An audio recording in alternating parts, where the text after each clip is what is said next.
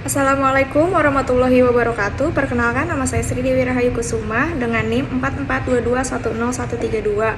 Saya dari Fakultas Hukum kelas HK22C2. Pada video kali ini saya akan membahas perkembangan terbaru tentang hukum bisnis dalam sektor perdagangan e-commerce. Apa itu perdagangan e-commerce? Perdagangan e-commerce adalah kegiatan jual beli barang ataupun jasa melalui media sosial ataupun internet. Contohnya seperti dari platform Shopee, Tokopedia, ataupun platform yang lain. Dalam kaitannya, hukum bisnis di Indonesia, e-commerce tunduk pada berbagai regulasi hukum.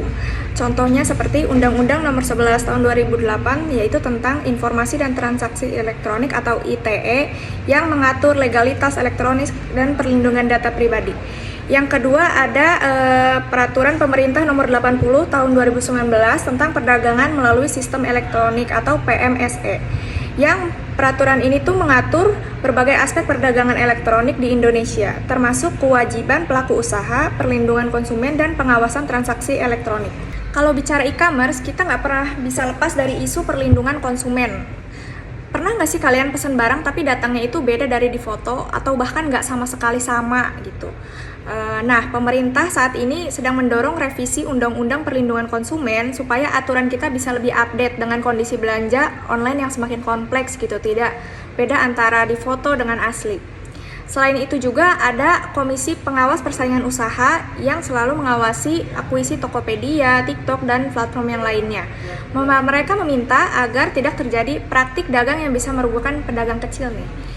Dan menurut saya ini adalah satu langkah bagus ya untuk memastikan bahwa semua pelaku usaha itu punya kesempatan yang sama untuk tumbuh, maju, nggak cuma bermain besar saja, hanya bisa dominan gitu. Dan yang ketiga ini adalah hukum bisnis ini sangat relevan dengan zaman ya, karena sekarang sudah ada Peraturan Pemerintah Nomor 80 Tahun 2019 itu yang tentang perdagangan melalui sistem platform elektronik. Di situ sudah diatur soal perizinan, tanggung jawab platform, perlindungan data pribadi, hingga mekanisme penyelesaian sengketa. Buat saya sih ini menunjukkan bahwa hukum bisnis di Indonesia ini nggak cuma berlaku di dunia nyata ya, tetapi di era digital juga ini berlaku. Dan ini sangat penting banget loh. Karena sebanyak apapun transaksi yang terjadi di internet itu, semuanya kan tetap harus punya dasar hukum yang jelas, supaya konsumen pun yang memakai platform belanja, memakai platform itu pun kan merasa aman, dan pelaku usaha pun punya kepastian soal hukum gitu. Jadi bisa kita lihat dan perhatikan gitu bahwa hukum bisnis di Indonesia itu berkembang dan berjalan dengan baik, terutama dalam mengatur perdagangan online melalui e-commerce ini. Menurut saya pribadi sih ini adalah bentuk positif ya, perkembangan yang positif gitu. Dunia usaha tuh berubah dan hukum pun kan ikut menyesuaikan. Cukup sekian pembahasan mengenai perdagangan e-commerce di Indonesia ini yang menyangkut adanya hukum bisnis di dalamnya. Kurang lebihnya mohon dimaafkan. Assalamualaikum warahmatullahi wabarakatuh.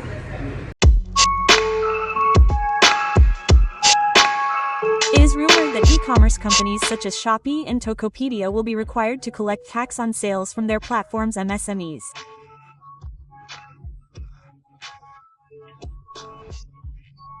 According to Reuters, Wednesday, June 25, 2025, an unnamed source said the policy was implemented to increase state revenues, especially when they are currently declining.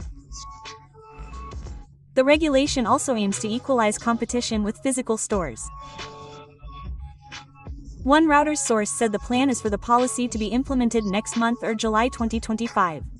This means that not only Shopee and Tokopedia, but also other e-commerce such as TikTok Shop, Alibaba backed Lazada, Belly, and Bukalapak. In the new regulation, e-commerce is required to collect and deposit a tax of 0.5% of sales revenue to the government. The tax is imposed on sellers with an annual turnover of between 500 million Indonesian rupiahs and 4.8 billion Indonesian rupiahs. In addition, there is a plan to fine e-commerce platforms that are late in reporting. Until now, the Ministry of Finance has refused to comment to Reuters regarding the policy. On the other hand, the Indonesian E-commerce Industry Association did not confirm or deny the details of the plan. However, he said the policy would affect millions of sellers if implemented.